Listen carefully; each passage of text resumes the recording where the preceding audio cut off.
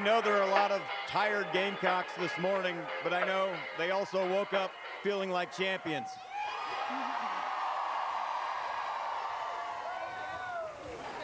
How does it feel, Gamecocks? Well, let me start by saying we are at the dawn of a new dynasty. There's another great university in the land that calls their fans the 12th man. Well, I'm telling you, I'm starting something new today. You, we, all of us are the 6th woman. Let's do it 3 times. This side Game, this side Cox. Here we go. 3, 2, 1.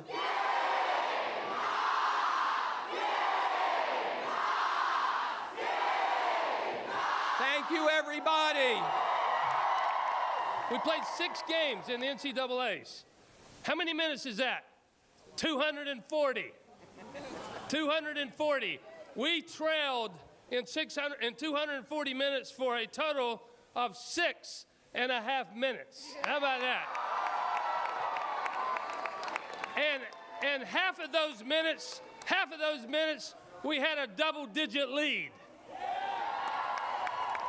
14-0 against nationally ranked teams. We were in pole position from the beginning, and we stayed in pole position till today. It is a great celebration, and it doesn't happen overnight. And this group behind me, they are winners. We had all most outstanding players. We had all tournament team members. But we have other team members that stands for the remarkable we. It's about a group that pulls together with passion and enthusiasm. Most importantly, a group that is selfless, that focuses on the ultimate goal is having a team win together.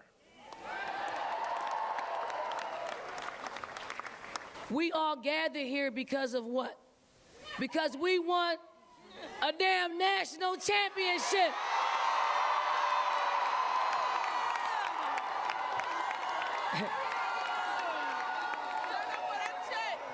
And I also just want to thank our players for making a commitment to making this year special through their sacrifice, through their tears, through their joys. We made this year super special, and we hope to run that thing back.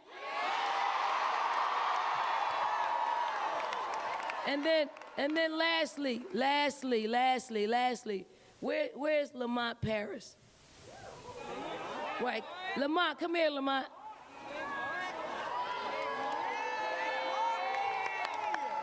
Hey, this is our new head men's basketball coach, and we need you. Students, we need you to rock this place out for him and you gotta show him how special we are here at the University of South Carolina, how we support, unwavering support. Give them a chance, wrap your arms around them, and we'll be right back here celebrating our men's basketball national championship. I love it.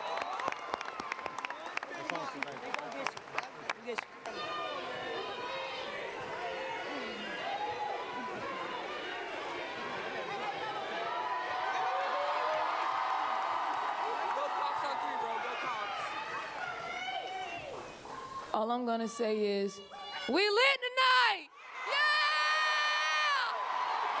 Yeah! We out! Go Cox!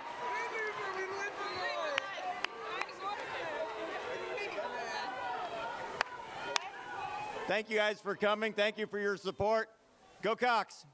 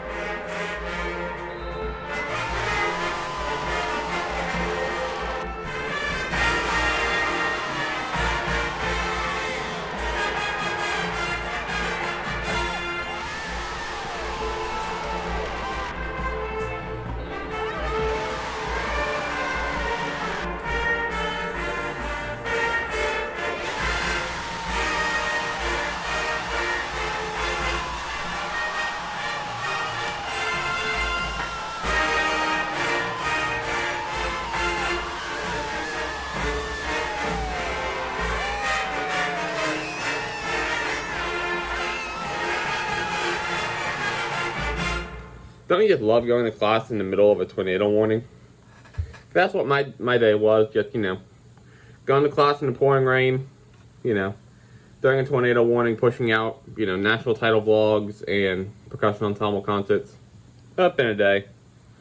But, now I had a day, not crazy. I say not crazy, but it still has been crazy. So, a few days to reflect on the title. Yesterday being the welcome home celebration at CLA, which, it was fun. It was hot. People passed out. That was a time. But nothing I haven't been through at Marching Band before, but, Just a few notes, a few things, like, Dawn Staley is definitely building a dynasty at this point. It was not debatable, like, could you call it a dynasty before? Pat D is now calling it the dawn of a new dynasty. Now you have multiple national titles. We're eventually going to get to an era of the sport without Gino Auriemma or Tara Vanderveer.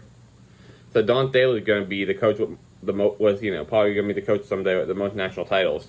She said she doesn't want to coach, until she's like 60-something, like Gino and Tara. But, I like her chances to win a couple more this decade. Because I think she's 54. Editing me confirmed that. Yeah, I'm just rolling with 54.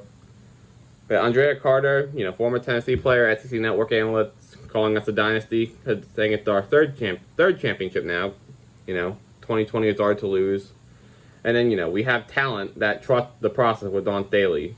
With Camila Cardoso transferring in from Syracuse to sit the bench behind Aaliyah Boston.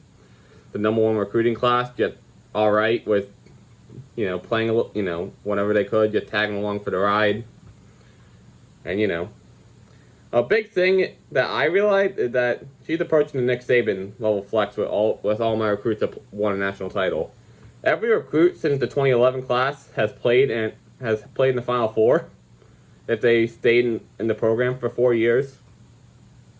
And then every player, since the 2013 class has won a natty. Thank you, Lily Grissett, for, choosing to come back. Thank you for choosing to come back in, 2021 to make that work, because that class graduates in 2021, but, we did not lose anybody from last season. It's just interesting. It's really interesting looking at this list I put up, because that's a lot of success. A lot of Final Fours, 2 natties. This is truly the dawn of a new dynasty, as Pat Titi said. That news, Boston won the Wooden Award yesterday, so she's just sweeping all the Player of the Year awards.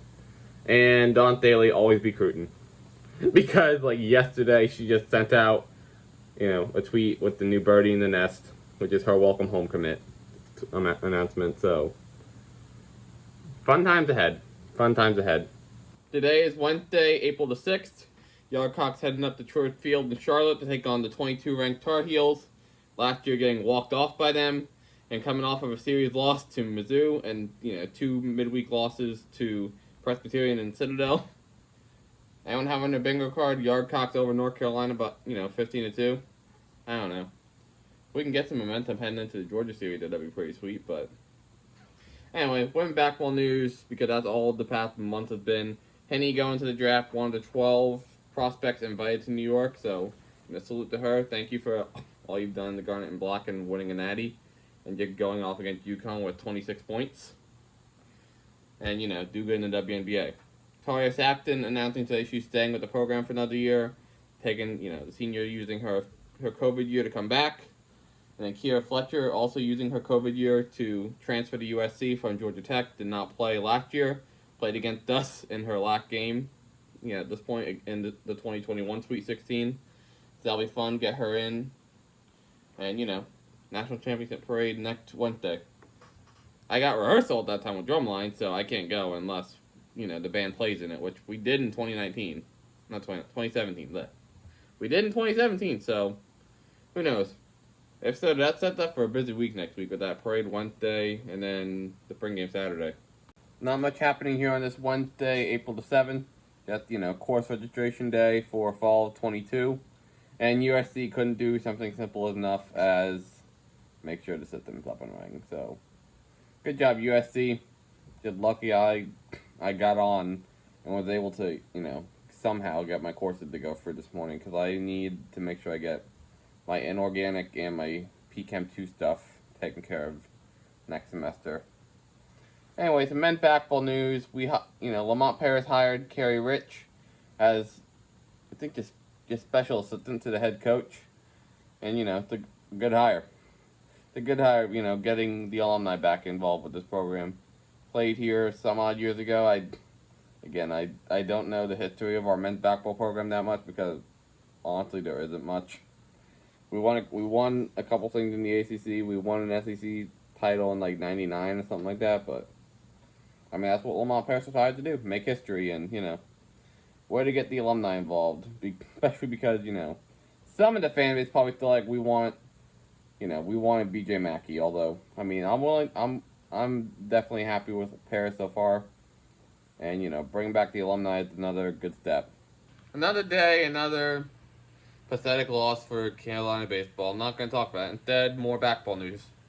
The men hiring Tanner Bronson and Eddie Shannon from Chattanooga, a couple coaches that were on Paris' staff there, bring them to Columbia, so welcome home to them. And, get Paris putting his staff together. I think there's another spot because Kerry Rich is not on the court. Assistant, I think you get 3 of them. Yeah, 2 assistant head coach and an associate, I think. So, yeah, and then Anaya Russell and Alyssa Weselick transferring from the program, and a reminder that Lily Grissett, should have eligibility. So, best of luck to Lily Grissett in her time outside, after Gamecock women's basketball, and Anaya and Alyssa, wherever they land. And then Carolina girls dance team, back-to-back national titles. So, at least we got a couple winning programs on campus, besides whatever this Gamecock baseball team has become. And, next week at the parade, Carolina band performing, and may or may not be performing at the Darius Rucker concert? ? So, lots happening in the future, in addition to the spring game next weekend. Alright, it's Saturday. I'm exhausted. I'm writing a lab report. Baseball actually won today. We won by a staggering 13-7 over Georgia, which was a surprise, but it took us using Matthew Becker in relief of Will Sanders. So, what this means for tomorrow, I don't know. But, it just goes to show that even when we win, it's like we literally had to turn to our Sunday starter to get the save at the end. It's still just an embarrassment for Gamecock baseball that we need to do this on, just to save one game. Just pathetic to the point where we're at, but it is. And we have a chance to take the series tomorrow at least. So, please win. Please win. Alright, it's now Sunday. Mark Kington looks like a buffoon with his decision yesterday to use Matthew Becker, the closer, because baseball loses 13-9, giving up 5 runs in the first inning. So, yep. Mark Kington looks like a buffoon after that decision. And then he goes out in post-game and says, "It would have been nice to start Matthew Becker today, but we didn't have the luxury to do that." Don't know what he was talking about when, we're literally up by 5 runs yesterday.